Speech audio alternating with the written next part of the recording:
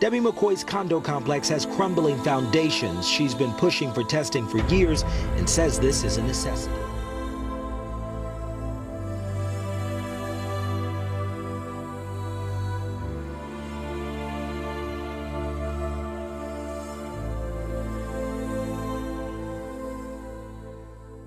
Hello, I'm Debbie McCoy, Connecticut Concrete Queen, and today I'll be speaking about an important stakeholder in the Ireland crisis, Attorney General Paul Gallagher, and his letter dated September 7, 2021.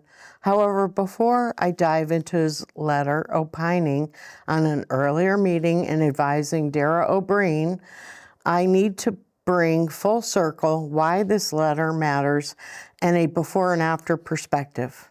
In 6 episodes thus far, I have explained to the audience the reasons Ireland is in a quagmire of its own doing. During the building boom, the Ireland government allowed quarries to self-regulate. However unintended the consequences may be, the consequences have had severe impact on the home, the family, and the children.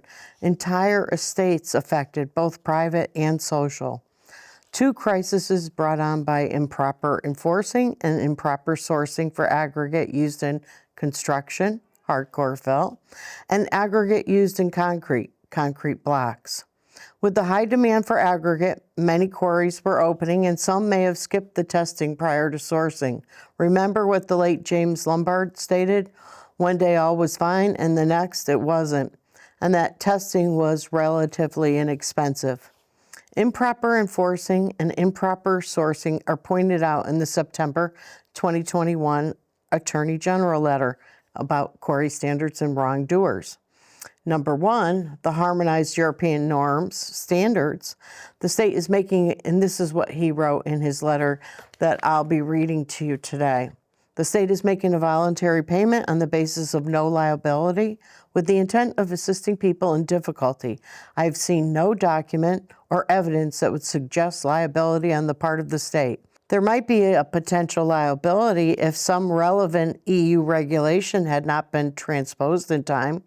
The 2 aggregate harmonized European norms, HEN 13242, 2002, SR 21, 2004, and HEN 12620, SR 16, 2004. Number 2, the issue of obtaining compensation from third-party wrongdoers must be fully addressed, even if, as believed by the department, a meaningful recovery will be difficult to obtain.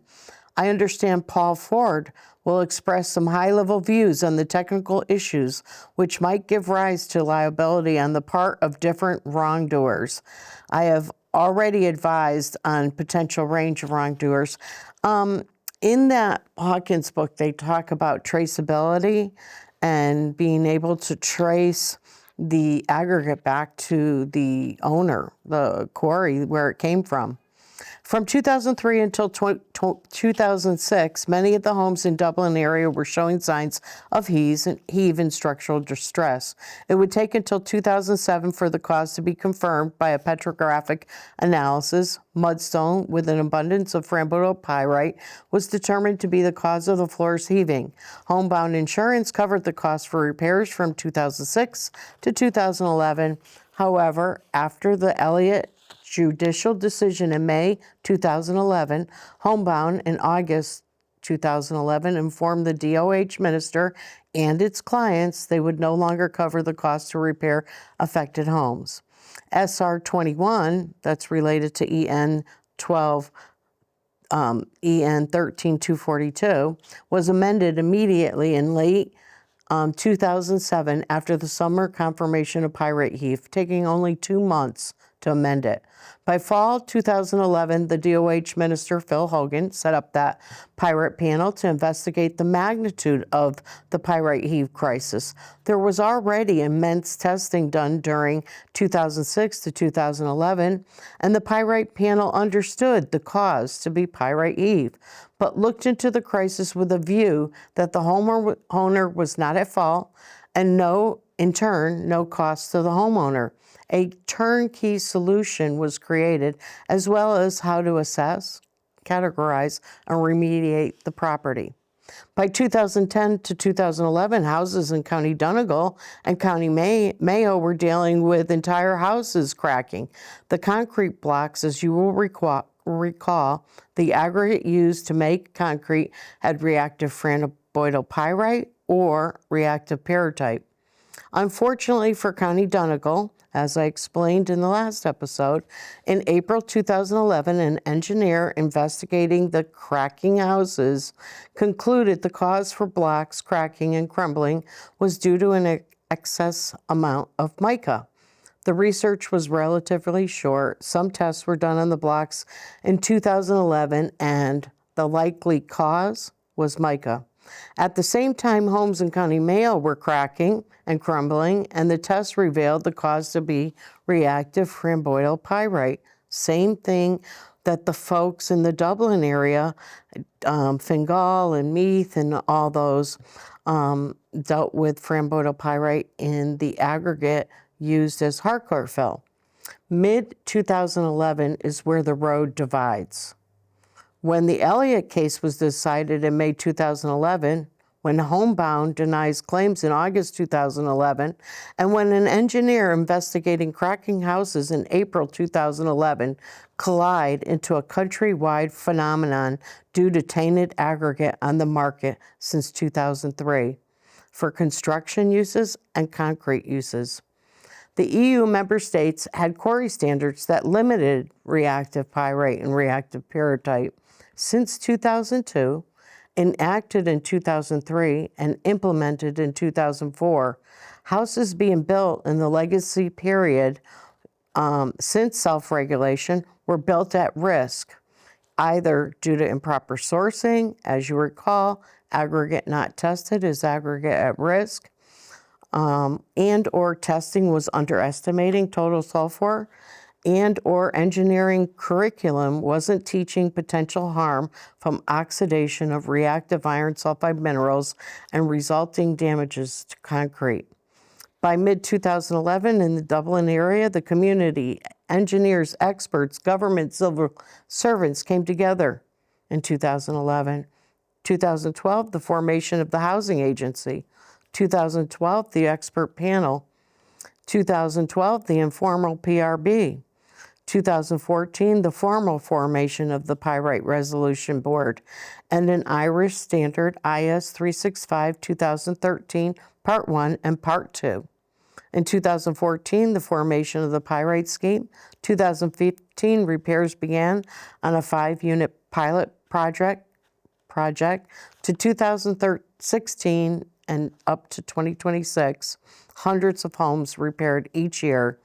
And after 10 years, the number of applicants is down, trending. In November of 2026, they will be closing down the Pyrite Heave Remediation Scheme.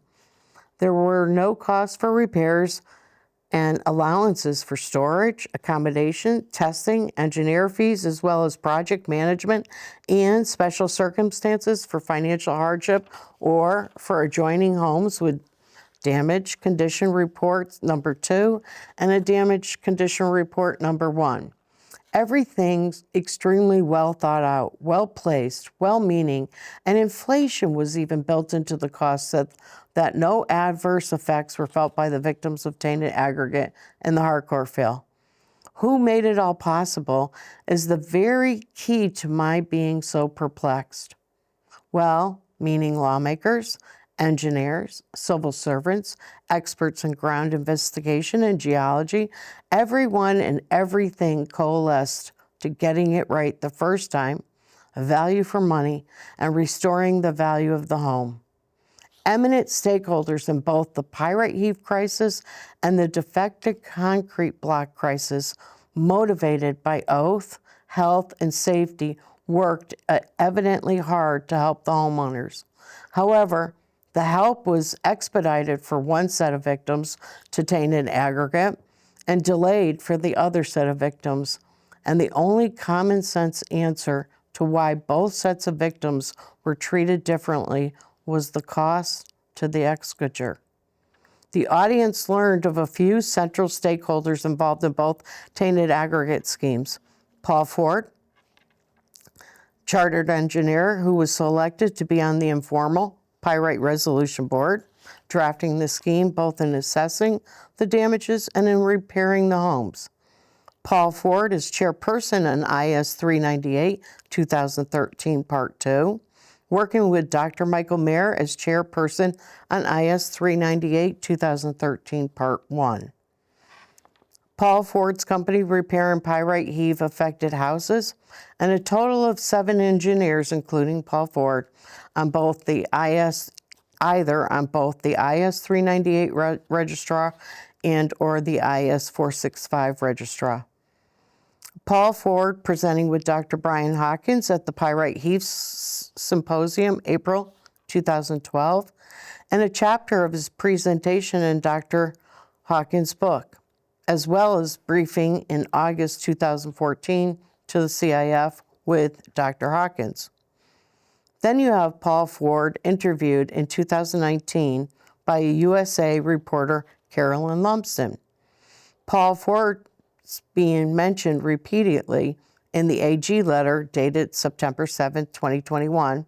And finally, Paul Ford being asked to chair an expert group in January 2022 to advise the DOH minister on technical issues and SCSI costings. Paul Ford was referenced in a statement made by the DOH minister at the end of 2024 regarding reviewing all the research and advising the minister on the implications of the research to the Enhanced Grant DCB scheme.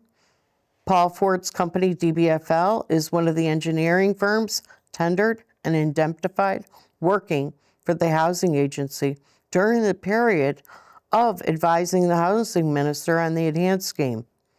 DBFL engineer working for the housing agency has downgraded decisions made by an IS 465 registrant, chartered engineer, to a lesser option.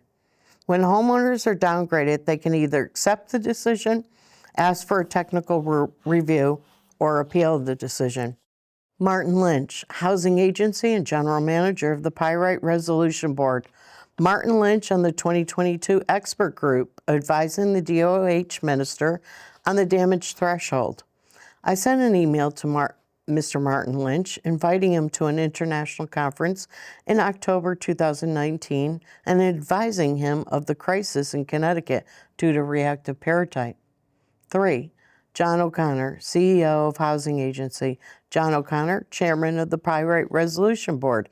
John O'Connor on the 2021 Working Group, and John O'Connor on the 2022 Expert Group, and in 2022 appointed the Housing Liaison for DCB affected homeowners. John O'Connor virtually attended the 2022 International Conference in Ireland as he was in charge of the 40-year guarantee for the expert group, and I asked him at that November 2022 conference why option 1, that mandates leaving behind foundations, isn't included in the 40-year guarantee. And I'm still waiting for that answer. I sent an email to the 2021 Working Group in August 2021 with John O'Connor in the emails explaining the effects of peritite on concrete foundations. Damian Owens, who wrote a submission in September 2021 to the Working Group.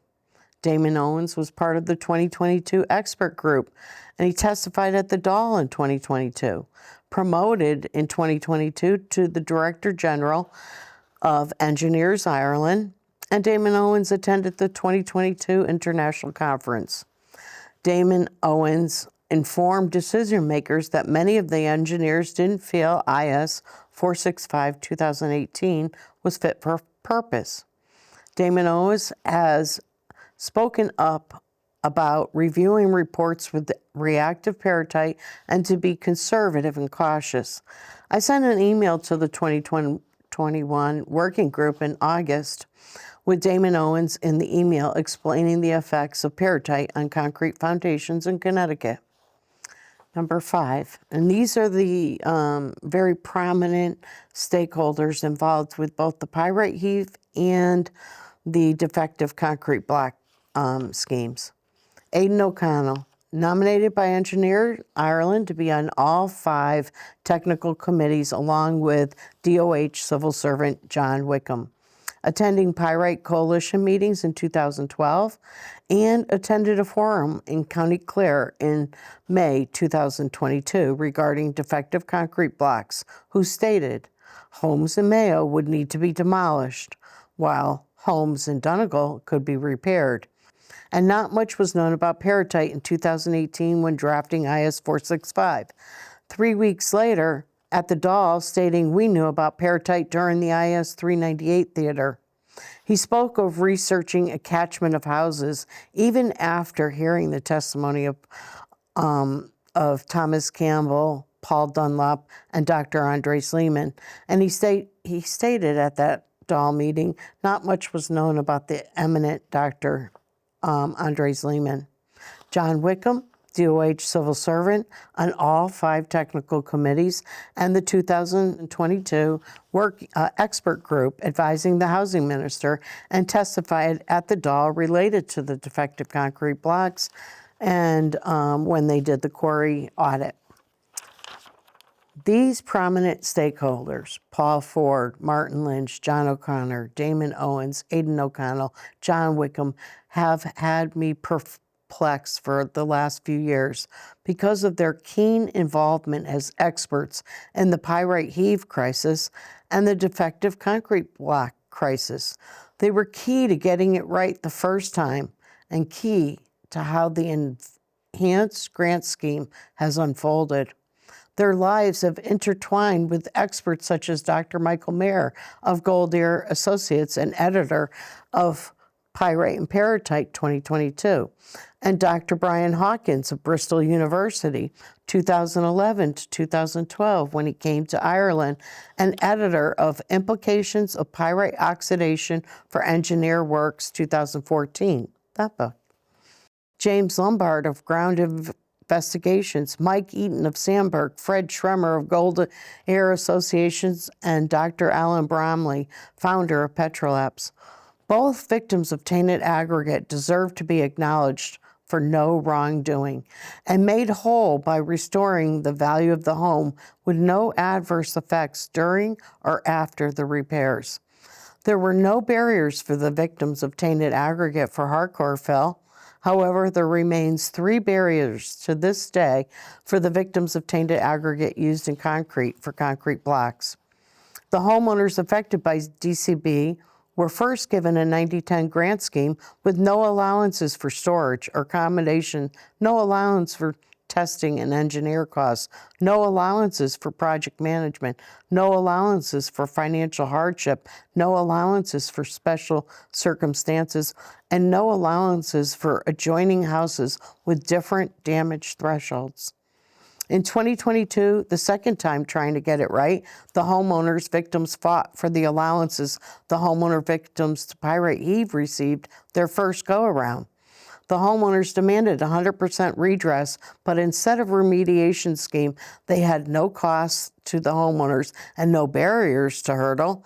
They received an enhanced scheme that still remains a grant. But the decision makers removed the entry costs for engineer fees and testing fees and left the financial upfront costs with significant shortfalls that still significantly impact many victims as the costs are financially unattainable. Another major issue with the enhanced scheme is there is no DCB resolution board overseeing the housing agency, and too many downgrading happening since the enhanced scheme made the housing agency the ultimate decision maker on what option the homeowners will receive. There's still no project management, no value for money, no assurances for the return of market value, and no second guarantee for option 1 remediation, which confounds me because foundations must remain or be taken out at owner expense. Finally, and most disturbing, is the lengthy delay in reviewing IS 465-2008. It was announced in November 2021 that a review of IS 465 would be imminent, and research was being commissioned in 2022. peer-reviewed in 2023, and presented in 2024. That research was sent to the expert group and also was taken into consideration when Tech Committee number 63 met to discuss the amendments to IS 465. The review and consultation began and ended in 2025, with Q1 2026 to be completed. More delays for homeowners who want to get on with their lives and have their homes remediated properly, considering the majority of all affected homes in County Donegal are affected by either reactive peritite, or some have reactive peritite and pyrite. Those unfortunate homeowners who have had their homes downgraded by the hired engineers for the housing agency are left in limbo because peritite is not considered a cause. Instead, the housing agency engineers went with the suggested cause and or the likely cause being mica, which mica is a mechanical failure and not a chemical failure, and the thought is mica damages can be repaired. By misdiagnosing the cause, another unintended consequence has affected an entire swath of homeowners who have mica-only homes that have no damages and are trapped in homes that can't be sold, can't avail the remediation scheme because of not meeting the damage threshold, and have a stigma from a decade of campaigning mica, mica, mica. There's no EU limits for mica. You have to wonder, why? Why did they decide one county out of 20 that have affected homes? Why the hardest hit county is only got mica? Mica is a mechanical failure where they felt, Freeze thought, they can fix the external blocks and be on with it. But they have phyllite with an abundance of peritite. There has been no reprieve from worry and fears. There has been no reprieve from a shelter unsafe and not fit to live in. There has been no reprieve from delay after delay and one stringent condition after the other. Which brings me to the letter written by Attorney General Paul Gallagher to the Department of Housing Minister Dara O'Brien. This letter was written on September 7, 2021, just 3 weeks prior to the 2021 Working Group report due on September 30th, and 2 weeks prior to Damon Owens' submission to the Working Group. It will explain how the grant scheme leaves out the most vulnerable. It leaves out many of the worst first, whereby both schemes with their damage thresholds were supposed to prioritize affected homes and do the severely deteriorated homes first. But with the enhanced scheme, many of the unsound homes are left behind and can't avail the scheme either because of upfront costs or shortfall costs, or not taking peritite into consideration when the hired housing engineers usurp the options given to the affected homeowner by their hired IS 465 chartered engineers who took the IS 465 course. Everything about this scheme is hard fought, with so many applicants that are vulnerable to their status as pensioners with a limited income, paying VAT fees, paying concrete levy fees, paying tax increases, and the health risks of living in unsound and unsafe houses. These victims are being treated with no regard to market value when they give an option other than remove and replace, not taking into account a buyer's perspective on homes where the certificate is not worth the paper it's written on. Foundations are still an issue to be addressed. Every home foundation should be tested at the same time the blocks are tested for assurances, and if found to be damaged, should be removed and replaced at the time of demolition. The vulnerable must be considered, and the only way they can be is by removing upfront costs and project manage. And the only way to achieve that is by making the grant scheme a remediation scheme.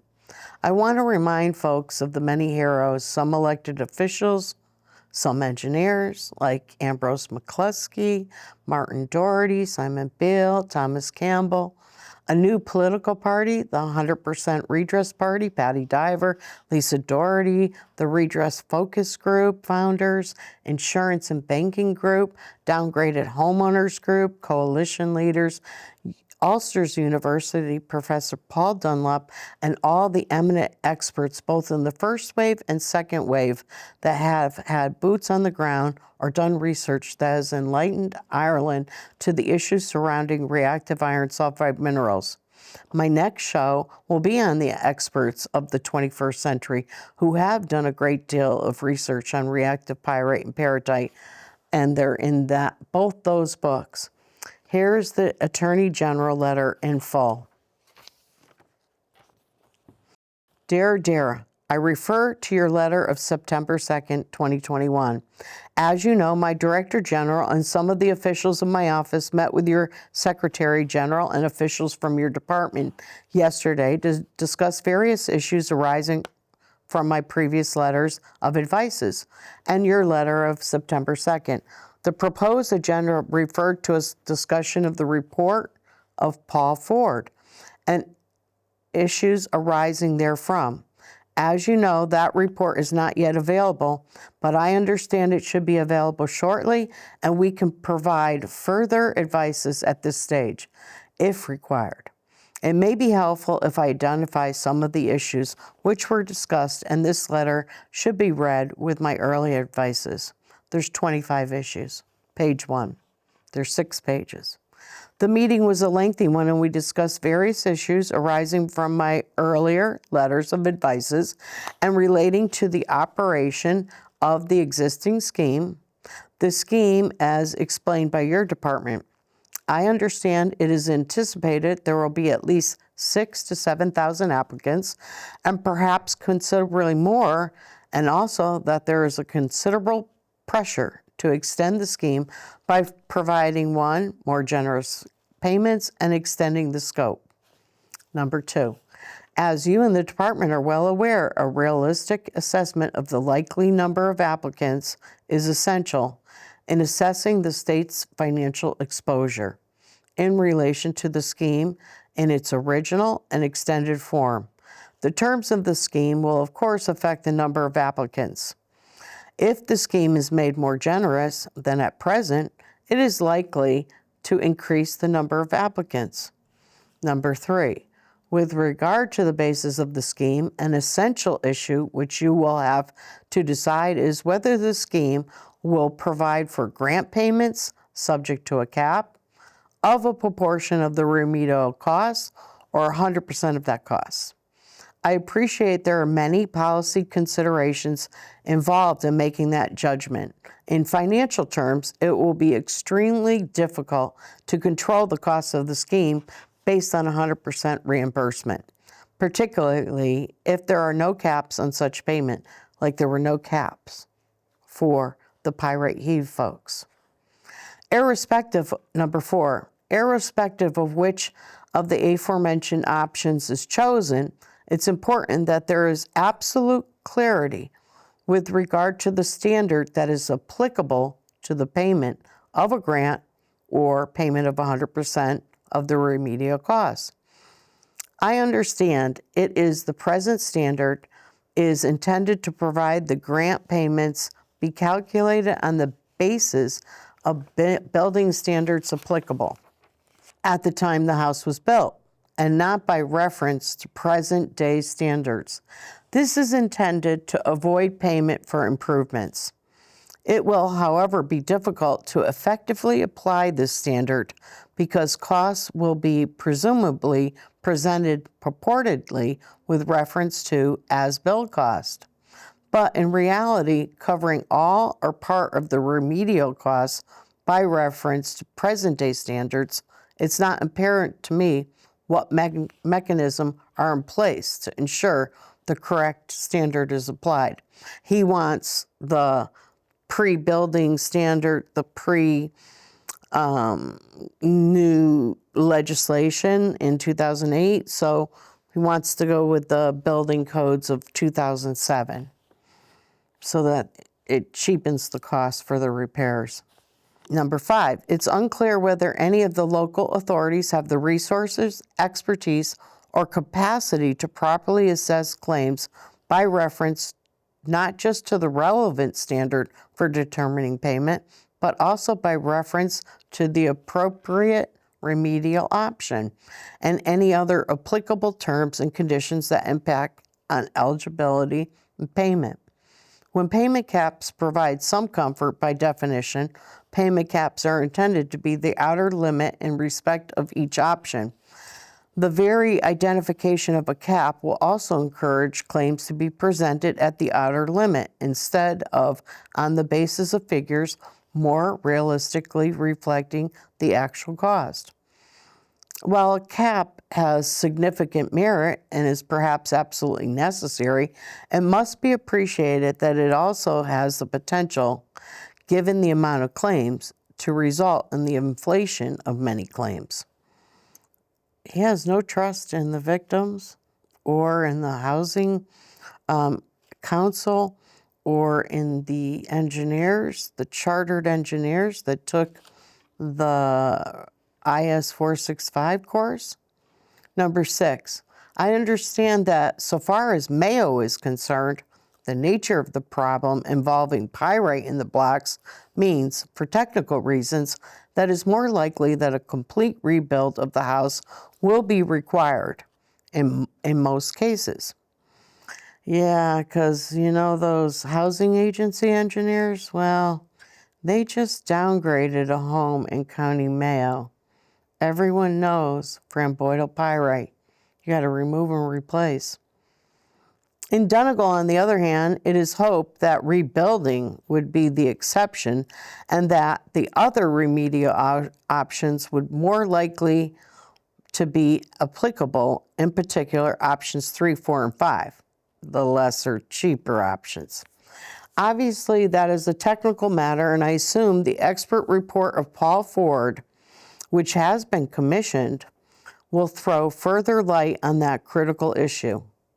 He wrote that September, October, November, December, January, and 4 months later, they formed an expert group. So they already had Paul Ford in mind back in September of 2021 when they had formed a working group in 2021 in good faith for the homeowners to express what was wrong with the 90-10 scheme and what needed to happen, it to be changed from a grant to a remediation with all the allowances afforded to them as the allowances that were afforded to the pyrite heave victims. 7, present experience, according to the department, indicates that approximately 50% of all claims made to date, and that presumably represents an aggregation of the claims made in both Donegal and Mayo, are presented on a demolition and rebuild basis. I strongly suspect that this percentage will climb very significantly in Donegal as further claims are made. Indeed, it is evident from the homeowner's submission to the working group. You know, the 2021 working group that started in June, they gave a submission.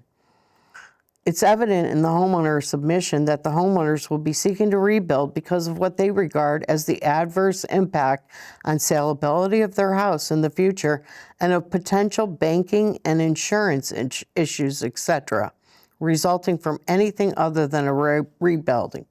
You think? Of course. It's all got to do with the buyer's perspective, and if you're going to leave blocks and leave material that still has peritite, it's a ticking time bomb. If a significant number of homeowners are being recompensed on a demolition basis, it is inconceivable that this will not encourage most other homeowners to submit claims on that same basis. Number 8, There is the added complication that many of the engineers engaged by the homeowner preparing reports for submission to the local authorities may not have the required degree of expertise to confidently recommend anything less than full demolition and rebuild. What the? Furthermore, these engineers are likely to be pressured by their client to submit claims on that basis, and it would be difficult for them to resist doing so. There will be a concern amongst engineers that if they do not submit on a demolition rebuild basis, that they might subsequently be sued if further building defects emerge at a later date. And they are likely to be afraid that they will be at risk of a large number of professional negligence claims against them in the future. Independently of that risk, it will, in any event, be difficult for local engineers to detain the necessary objectivity and more particularly to interpret the relevant regulations and guidelines in a rigorous manner. All these and other factors will combine, in my view, to greatly increase the number of demolitions and rebuild claims, and that in turn will have an enormous impact on the costing of this scheme, of any scheme. As previously advised, it is going to be essential to lay down stringent conditions. Let me read that again. As previously advised, it is going to be essential to lay down stringent conditions which must be fulfilled by every applicant in order to obtain payment on the basis of any option other than the least costly option.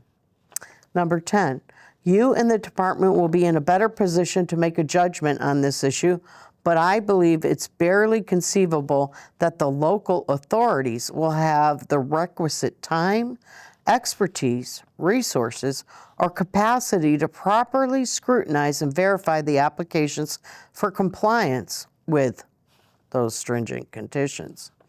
If an applicant engineer advises that a full rebuild is necessary, it's not obvious how the local authority could reject such a claim and decide that a less costly remedial option is appropriate without, at the very least, a detailed examination of the individual's house by an expert with the appropriate expertise and experience, and without conducting a detailed analysis of the claim made, providing a strong and coherent basis for a rejection. He wants that strong and coherent rejection. Furthermore, if claims are rejected on any other basis, this will almost certainly result in litigation against the local authority. Even the threat of such litigation can place considerable pressure on the local authority and encourage the local authority to accept claims if they appear superficially justified. This creates a real risk that a claim will be made by an applicant against the local authority on the basis that the applicant is entitled to be paid on foot of the scheme on the basis put forward by the applicant's engineer, and that the local authority has unlawfully denied the claim on that basis and cannot justify such a denial. Okay, so where are we today? Well, the enhanced scheme now says the council takes the applications and then they forward it to the housing agency. The housing agency tenders these engineers, indemnifies them, and tells them now re-review the documents. You don't, no site visits, don't do, it's just a desktop study of the papers, and then give them an option and how much they're going to get for that option. So it's not like the Pyrite Heave where they handed the keys, the engineer and project management and the board that advocates for the homeowners, you know, that Pyrite Resolution Board, none of that's, there's no safety nets in any of this. Number 11. While there is a detailed document prepared with regard to the administration of the scheme, it's not apparent to me that the local authority would have the time, capacity, and resources to properly implement the guidelines contained in that document, ensure that they are fully complied with. So I don't know, they used up 3, 4 on putting the council down, and a couple lines putting the victims down, and then a few lines on putting the registered chartered engineers down. Number 12, there's an added difficulty with administering any scheme through local authorities. Oh my God, here we go again. It is almost certain that local authorities will come under tremendous pressure from people living in the locality, and more particularly, individual officials in the local authorities will come under such pressure when assessing the applications. This will make it very difficult for them to rigorously and independently examine and assess applications. He just keeps building, you know, with every point he makes, he keeps building and building that. Just let them get the applications and send it right to the housing agency who can control everything. And now we got almost 200 homeowners downgraded from the opinion of their engineer to a lesser option. Accordingly, I reiterate the view that I expressed in my previous advices that the system for the administration of this scheme must be reconsidered again in the light of experience and the changed circumstances. In my view, the scheme should be implemented and administered on a central basis by a body or group of persons with the necessary expertise, experience, and independence. Independence, that's key, because the appeals panel, they're independent. Housing agency, they're independent. Individual in respect of which claims are made must be addressed by independent engineers acting on behalf of the state. I'm going to read that again. I also remain strongly of the view that individual houses, in respect of which claims are made, must be assessed by independent engineers acting on behalf of the state and appointed by it. I believe that reliance on engineering reports from applicants will not only greatly increase the cost of assessment, but will lead to significant abuses for the reasons already discussed.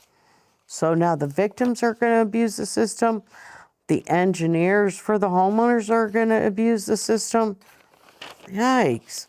Number 13, in addition to the approach to assessment necessitated by the factors that I have identified above, depending on the scope of the scheme, there will be a need to assess the additional items of cost, such as alternative accommodation, etc. The assessment of those costs will also be time-consuming and is likely to give rise to significant disputes in individual cases. Number 14, the likelihood of disputes in relation to the application of the scheme in individual cases is another reason for centralizing this process and appointing appropriate experts to implement the scheme.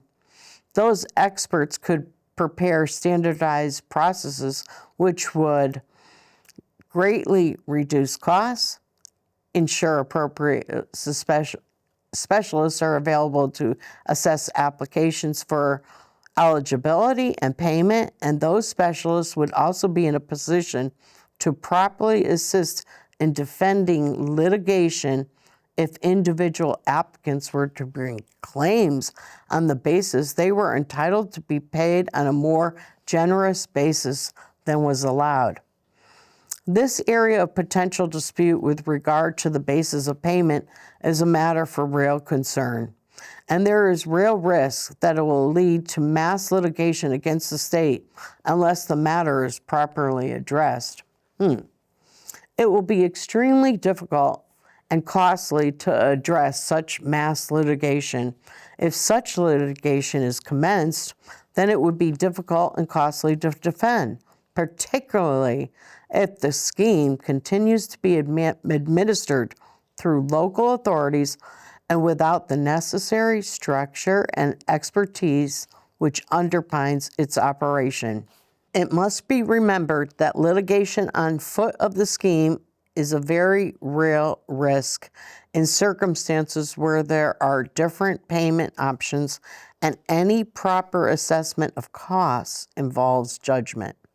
Unless the scheme is properly administered, there is a real risk that demolition and rebuild will become the default option and that this scheme could cost significantly more than its highest estimates.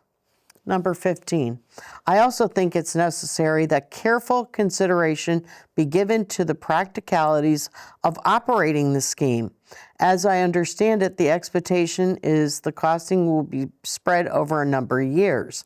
However, if, as is likely, applications come in as soon as the scheme is introduced, it's not apparent to me how it will be possible to deal with all those applications in a timely and effective, efficient, rigorous manner. If there are delays in admitting applicants to the scheme, this will undoubtedly give rise to significant complaints and perhaps also litigation. Number 16, here we are with Paul Ford again. I understand that Paul Ford will advise on other experts who would be on assistance in relation to any scheme. Ideally, the views of those experts should be canvassed before the scheme is finalized, as they may have an important contribution to make to the finalization of any scheme. That's that expert group I was telling you about, January 2022. Housing Minister Darren O'Brien had Paul Ford be the chair, Martin Lynch co-chair, John O'Connor co-chair. John was in charge of the 40-year guarantee.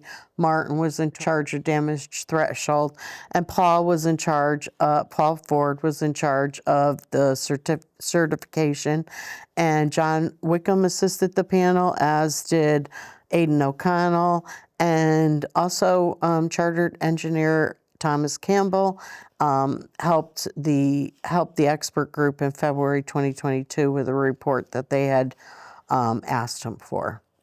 Number 17. At our meeting, I advised that it is vital that your department immediately obtain an expert quantity surveyor who can give advice on costing issues and particularly identify approaches that might be beneficial in limiting costs. We got to limit those costs. We got to put down the victims, put down the council, put down the engineers, and make sure it's going to be in the housing agency where they can control things. And then part of that is an appeals process, and the housing agency will be on their own, and the appeals process will be on their own, independent agencies. Number 18, in advising on the above issues, I am making an assumption that there will be changes to the scheme. If the scheme is to be extended, which I understand is likely, I believe it necessary, given the potential exposure for the state, that sufficient time be taken to ensure whatever scheme is introduced, it addresses the issues which now arise as opposed to those that arose in 2020. It is also necessary that the homeowner should understand the reasons why the scheme is, as I understand it to be the case, intended to be different from the Pyrite 100% remediation scheme. I have touched on some of these reasons already for the distinction between the two schemes. They're both tainted aggregate schemes. They both are victims of no wrongdoing. A major difference, of course, is the potential cost to the state because of the extent of the remedial works required to address these problems. I understand it to be the case intended to be different from the Pyrite 100% remediation scheme. I have touched on some of these. And the major difference is the potential cost to the state. Just bear that right into your brain. Number 20, as I understand it, there's pressure to extend the scope of the application of the scheme from principal private residence to any residence owned by any person. This would significantly increase the cost exposure and in effect would involve compensating people for investments that have gone wrong. You mean compensating people that bought a retirement home and then they retired and they sold the home they had, they go to move into that retirement home that's considered a holiday home, and they're one of those people that fall through the cracks. There's a lot of unintended victims in this. So they're calling a home a interest that went wrong.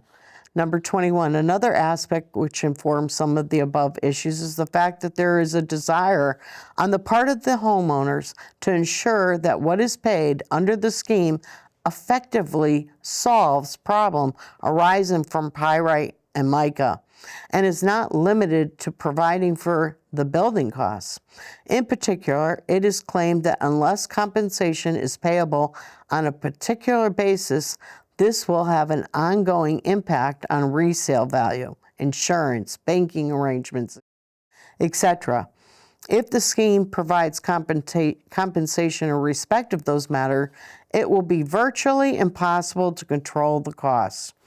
So he's right there telling you and telling the DOH minister, I don't care that the homeowners are going to have an issue with saleability, mortgageability, banking loan ability. Oh boy. If the scheme provides a compensation in respect of those, it will virtually be impossible to control the costs. Number 22, the issue of obtaining compensation from third-party wrongdoers must be fully addressed, even if, as it's believed by the department, a meaningful recovery will be difficult to obtain. Here's this Paul Ford thing again. I understand Paul Ford will express some high levels views on technical issues which might give rise to liability on the part of different wrongdoers. I have already advised on potential range of wrongdoers. I do understand there may be different builders and quarries, etc. involved, and that many, if not most, of the claims may now be statute barred. That does not mean, however, that this issue should not be carefully looked at. It will certainly be fully scrutinized by the Comptroller and Audit General at a later stage. There was a concern expressed by the department that there may not be documentation to prove where quarries supplied the product. Trace elements, remember? It's in the books. The lack of documentation adds a complication, but by no means prevents recovery. Oral evidence from builders, homeowners, etc. can establish the relevant quarry which supplied the materials to a particular house and the identity of the potential wrongdoers. Furthermore, discovery can be obtained and inspections carried out by geologists in any proceeding commenced. All of this would help identify the source of the product. 23. I believe it's important to urgently engage competent local solicitors in each affected county who could provide advice based on local knowledge with regard to identify potential wrongdoers and the extent to which they might have assets to meet claims. It must be well known locally which builders, quarries, block manufacturers, etc. were involved, and some general identification by those solicitors of who the potential wrongdoers might be would be very important.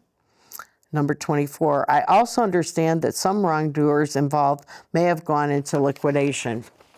Cassidy's and Donegal. This may be an attempt to avoid liability. Information needs to be obtained as to whether this in fact the situation, and if so, what the likely motivation for the liquidation might be. Number 25, it is also important that no concession is made by the state that the state has any liability in this regard. As your officials pointed out it is important to avoid use of terms like compensation or redress, like the term 100% redress. The state is making a voluntary payment on the basis of no liability with the intent of assisting people in difficulty. I have seen no document or evidence that would suggest liability on the part of the state. There might be a potential liability if some relevant EU regulation has not been transposed in time and failure in transposition meant the appropriate building standards were not applied. I am not aware of any such regulations, but your department would be in the best position to confirm in relation to that. Number 26.